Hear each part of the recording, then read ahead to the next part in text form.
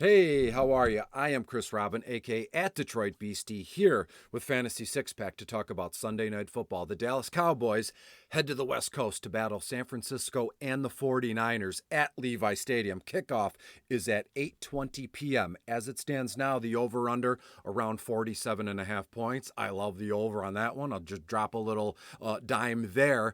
And when you look at Dallas, they're 3-3. San Francisco's 3-4. It's an odd time for both teams. Are they headed in opposite directions? Are they right where they should be based on personnel and everything that's gone on? Yes and no. That's not really my place to discuss long-term plans for each football franchise. I just care, and we should all care, just about tonight from a DFS perspective. And we're going to get into that, but you know the old song and dance. Get to the website at fantasy six pack, .net. And when you get there, you can look around, see what's best for you. I shared it on the Sunday social. I was sent a sweet Paris. Check out my six-pack socks you can purchase. They have very comfortable shirts if you want some fantasy six-pack swag, or since week 8 is in full bloom here, you got to make a run in your dynasty teams or your seasonal redraft teams. You want to beat your father-in-law, your mother-in-law, whatever it is. Head to the site for the award-winning rankings. Discord is still there for yours for the taking, I should say. You could tag me and we'll go from there. When we look at this football game, and I'm going to move this light because it's hotter than the sun in my face and eyes, this game is going to be interesting, and I feel this football game, Dallas and San Francisco, is going to go exactly how we think it's going to go. If you think that San Francisco is going to win by a couple scores, double-digit points, 2 touchdowns, then we're on the same page. If not, then we watch the video, or you watch the video, and you build a lineup as you see fit. Again, I'm not going to go over every player that's on the slate. I've already built the lineup, and that's what we're going to do. I have 3, 4, 5, 7 players I want to mention, and 2, maybe 3, including the 49ers DST, which I think we can use to our advantage. So let's start with the quarterbacks, or actually only one. Brock Purdy. Frisco's playing Dallas. Dallas 29th overall against opposing quarterbacks. Brock Purdy, I've already built a line, a parlay. I mean, Brock Purdy, 20 to 21 completions, at least 300 passing yards. And to be fair, I think we're in that 300 to 312 yards. I don't think it's going to be wildly over 300, but just getting to 300 is fantastic in its own right, plus 3 touchdown passes. I mean, you go to projections and you look around, most of them have around 280, maybe 290 passing yards and 2 touchdowns, but DFS video, my DFS video for Fantasy Six Pack, I am free and clear to do as I please. I think we're looking at a 300-yard game and 3 touchdowns and around, 15 yards, 10 to 15 yards on the ground here. So Brock Purdy makes for a beautiful first leg of a parlay, 300 plus yards and 3 touchdowns. It's a fantastic feat. When we go down the list, well, who are we going to mix and match with? Well, it's got to be Deebo Samuel Sr. and George Kittle. Both guys are questionable. Kittle sprained foot, still dealing with that. When you look at Deebo Samuel, last I checked, he is going to be okay.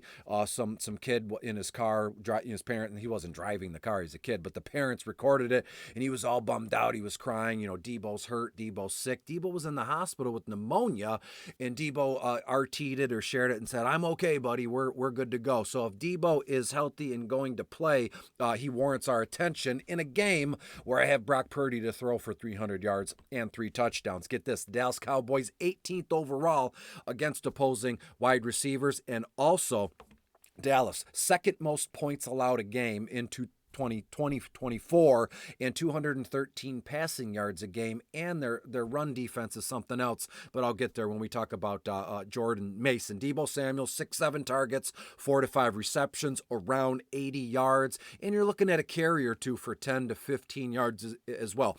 I would have given him maybe 2 to 3 carries, but given the fact that not that he needs to get up to speed, but I think they're going to be San Francisco, meaning San Francisco, is going to be okay running a traditional offense, right? Ramming the ball down Dallas's throat with Jordan Mason and Isaac G, the young kid, and just getting their receivers the football as you would a receiver, throwing it to them. So no need for, smoke and mirrors and tricks here for San Francisco tonight. When we look at George Kittle, their tight end, Dallas 12th overall against tight ends. As I said, he's got a sprained foot. Hopefully, fingers crossed, he's going to play. It seems like one of those deals where, pregame warm-ups when he's on the field before the game, running through stuff.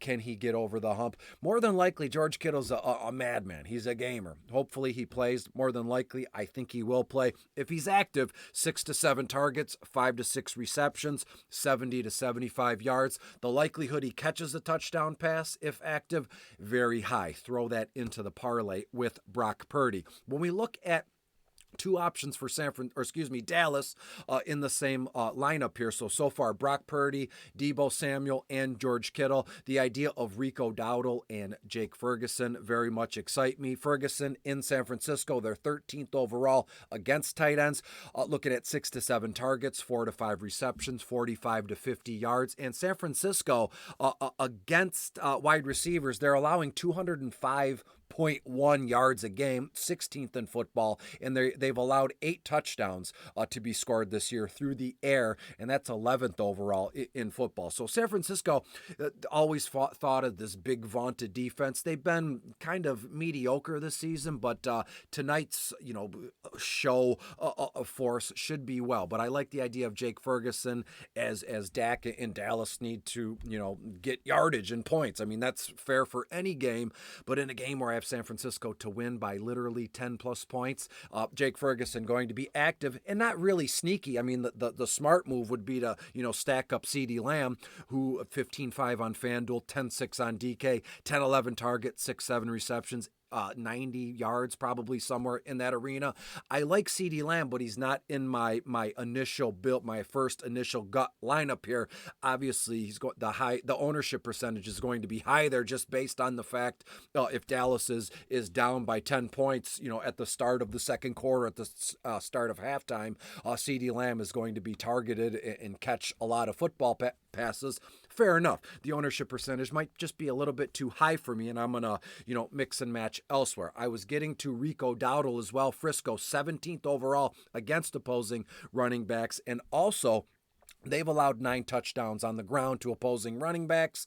That's 26th in football. Chances Rico finds the end zone on the ground, I would say 55 to 60%. So it's not like a slam dunk, but it's not like that's the worst, bet you could make. But Rico, 11 to 12 carries, around 50 yards, and 3 to 4 receptions for 20 yards. And lastly, in this lineup, I love the idea of Ricky Pearsall, the young kid back again, shot in the chest.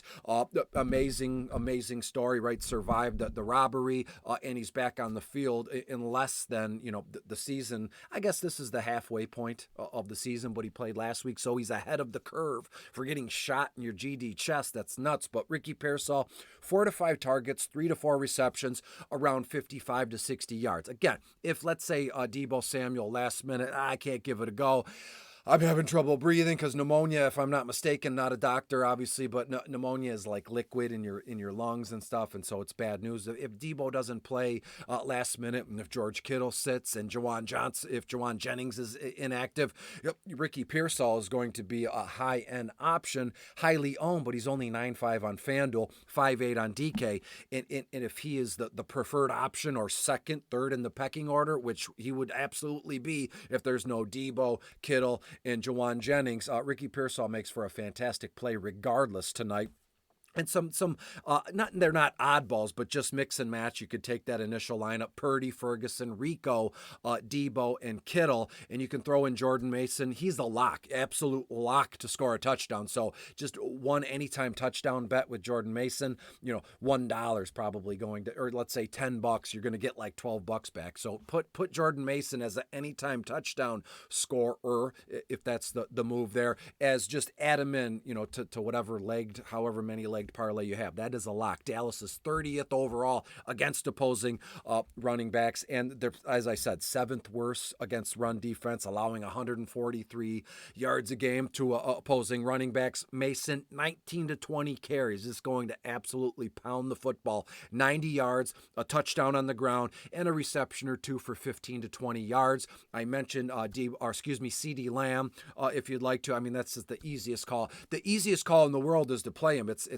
tough. You don't want to fade CeeDee Lamb, but hey, stranger things have happened in DFS formats. The 49ers DST makes for an excellent move. And even the Dallas kicker, Brandon Aubrey, as well.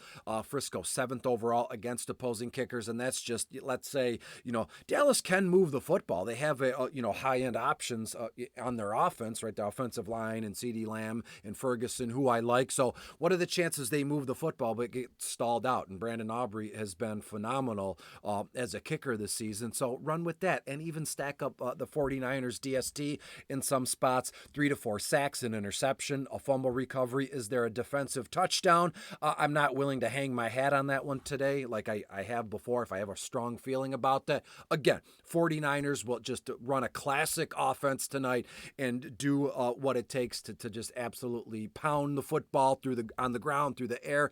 And the San Francisco 49ers win this game 28-14. So they win by 2 scores. So give me San Francisco minus the 5 points.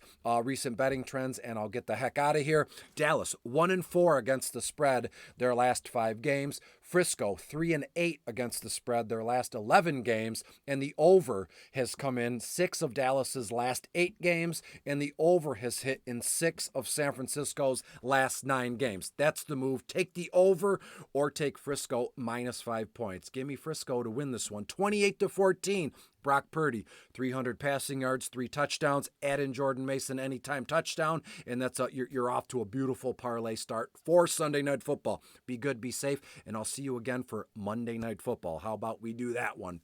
49ers win 28-14. Bye.